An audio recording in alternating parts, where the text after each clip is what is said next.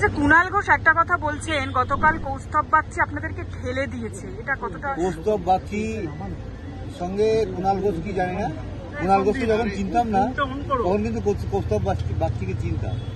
কৌস্তব বাগচি আমাদের ছেলের মতন এবং আমার মেয়ের সঙ্গে ওর পরিচয় ছিল এবং মেয়ের পেশেন্টও, এবং আমার যে যার সঙ্গে আমার মেয়ের বিয়ে হওয়ার কথা ছিল ওরা দুজনই খুব ক্লোজ ফ্রেন্ড। কৌস্তব এর আগে আমাদের বাড়িতে এসছে এবং খুব পরিচিত।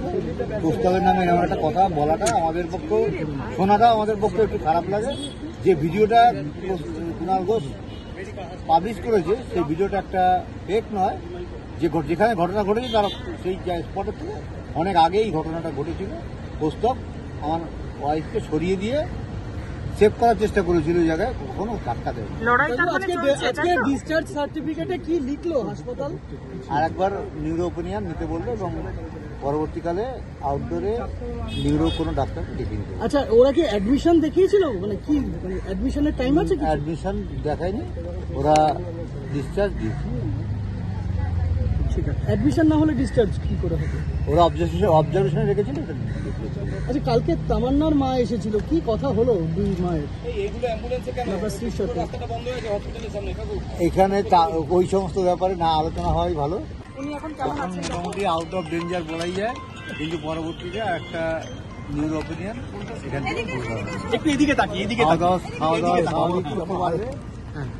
আর প্রথমে সকালে লিকুইড খাবার দিয়েছিল, কালকেও লিকুইড খাবার দিয়েছিল, আর দুপুরবেলায় মোটামুটি স্বাভাবিক খাবার।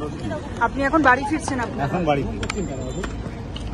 পুলিশ আজকে সিপি বলেছেন যে ওনারা লজ্জিত, দুঃখিত।